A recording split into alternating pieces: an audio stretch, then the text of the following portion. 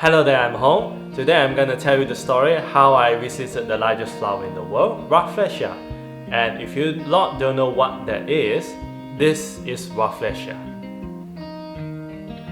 That and all the stories of how we choose the most hardcore way to visit it. What do I mean by that? Well, stay tuned and enjoy this video. The day begins at this lovely little village, somewhere 90 minutes from the city.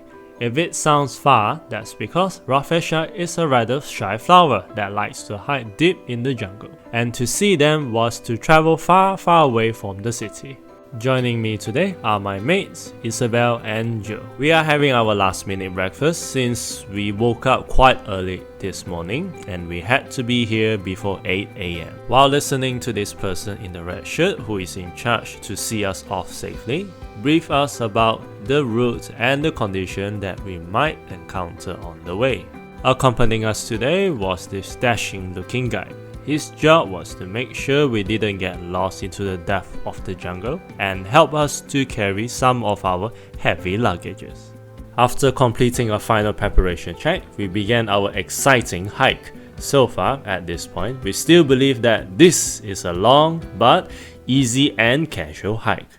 Until I saw the map, and in an instant, I felt something inside me die a bit. What lies before us was an 11-kilometer trail with lots of high elevation, steep slopes, uneven terrains, slippery surface, and big trees. The only silver lining among them are 5 resting points in between. With no way to back out, I accepted the reality and continued with the hike.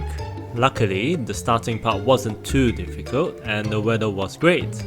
Since it's still early in the morning, the air was cool and there were a lot of breezes as we slowly reaching to greater heights. Gradually, we can see some of the farm and the valley where we came from, as well as this big tree. It's only 15 minutes in and I'm very tired. Well, guess who didn't have lots of exercise every day? Can't blame it. Lockdown, we have to stay at home, following the rules. But good thing is there's lots of shades here and the breeze are quite cool, so it's a blessing. And if you look around, there's a hidden shed over there. It's for the workers when they're done with their daily work, their rest span of their lunch or tea time over there to enjoy for a break. Alright then, I have to continue. I'll see you at the first stop. And with the power of editing, we arrive at the first resting point, looking way more tired than just now, and lamenting about my lack of exercise, while trying to act everything was okay in front of the camera. Fortunately, our dashing guide was kind enough to prepare us some freshly plucked pineapple from the farm, and showing us his amazing skill in slicing them with a big machete. Having a nice pineapple during your stop is actually quite refreshing, and this is how it should be. Very sweet. It just so happened that there was a pineapple field not too far from where we were resting. From there, we noticed a small patch of evenly divided rows of pineapple lining up the hill. Interestingly, there was a row of pineapple that had different color hats on top of them. This immediately reminded me of Mario Brothers were having some sort of secret family hide and seek game from the other world. According to the guide, the reason was to prevent squirrels to eat the fruits while they were at their most vulnerable state. Since they had limited resources to protect them all, the villagers had to resort to being inventive. We soon reached the second stop, which is the highest point of the trail. Standing high above the ground, we were bestowed by Mother Nature's beauty while trying to point out the various landmarks that we passed by. According to our guide, he explained there were numerous wild vegetables and fruit grown around the mountain, that the villagers still gather them for food, but not as much as in the past where resources were more limited and scarcer. While deeply indulged in the stories, a column of dark clouds were rapidly descending upon us and we had to leave immediately to avoid a slippery downhill. Since we have passed the peak, the following trails were flat, and that made this section of the hike the easiest part of the entire journey, assuming the rain hasn't reached us yet.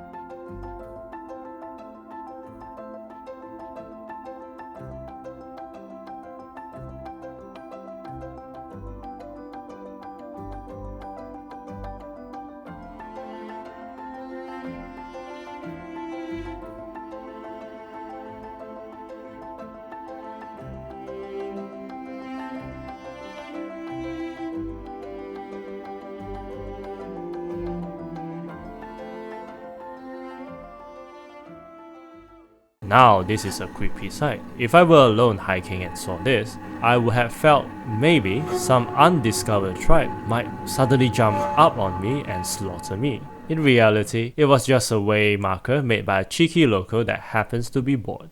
So we decide to rest here for a while, try to avoid the rain. But right now we just waiting here, waiting for the rain to pass by. So we're just here to catch our breath and enjoy the cool breeze. Along the way, we did found some pineapple crown. So we have permission from the guide to bring this unwanted crown, so we can bring this home and just plant it in our pot or our garden, and within 2 years time you have a nice, hopefully, a pineapple. The after rain terrain was as bad as we imagined. Even a short 5-minute downhill took us 15 minutes to safely reach the bottom. We then began our most hardcore part of our journey. We expected it to be difficult. Those big mid-slices flower had the tendency to hide deep in the jungle. However, it was far more frightening than what we had in mind. To see those flowers, we had to cross many of these unsafe pathway, as you're looking right now, with no external supports. Well, we are in the deepest part of the slope, inside the jungle. It's very terrifying. One misstep, I'll be falling to my death. Rafflesia, the largest flower in the world and also the smelliest.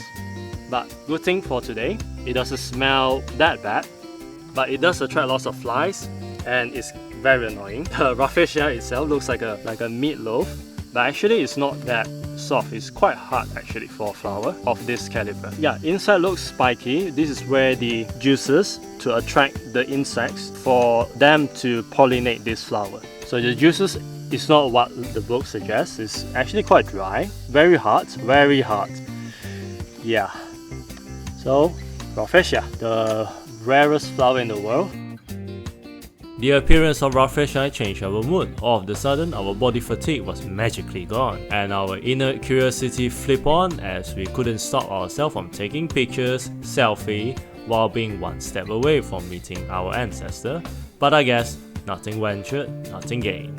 Around us, there were other Rafflesias lying not far from where we found the first one. This one was 70% bloom as the petals were not fully open.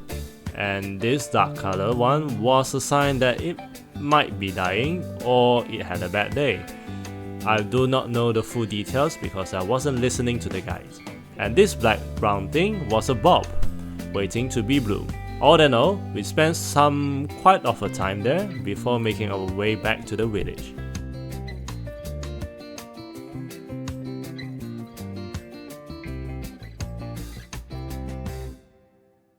Well, that was fun. Spent one day in the jungle and climbing down to the most dangerous slope just to see a dying flower. But it's quite fun and quite worth it. Usually other places when you see Rafflesia, usually it's on a flat land and not much of a inclined slope like what we had just now. If you're into hardcore Rafflesia seeking, this is the place to come to. Yeah, I wish you all have a good day. Thank you for watching.